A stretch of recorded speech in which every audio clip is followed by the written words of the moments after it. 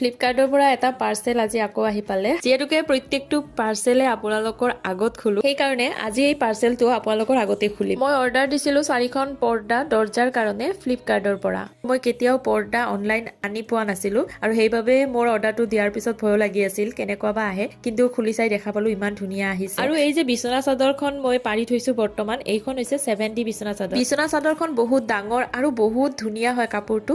মই এই বিছনা চাদৰখনৰ লিংকটো কমেন্টত দি থম। মই আগতেই এটা ৰিলত ধুনীয়াকৈ বিছনা চাদৰখন দেখুৱাইছিলো আৰু তেতিয়া বহুতেই অৱশ্যে বিছনা চাদৰখন কিনিছেও। আৰু আপোনালোকৰ সুবিধাৰ কাৰণে মই এই ভিডিঅ'টোৰ কমেন্টতো বিছনা চাদৰখনৰ লিংকটো দি থম, আপোনালোকে যদি লয় ল'ব পাৰিব। আৰু এয়া মই পৰ্দা কেইখন লগাই দেখুৱাইছো আপোনালোকক, কেনেকুৱা দেখিছে আপোনালোকে পৰ্দা কেইখন জনাব কমেন্ট কৰি। আৰু যদি কাৰোবাক মোৰ দৰে পৰ্দাৰ বহুত দৰকাৰ হৈ আছে তেতিয়াহ'লে মই এই কেইখন পৰ্দাৰ লিংকো কমেন্টত দি থম, লগতে আৰু কেইখনমান পৰ্দাৰৰ লিংক দি থম। আপোনালোকে নিজৰ পছন্দ অনুসৰি পৰ্দা যদি কিনিব বিচাৰে কিনিব পাৰিব। গতিকে আজিৰ কাৰণে ইমানেই, আজিলৈ আহিলো। Bye bye.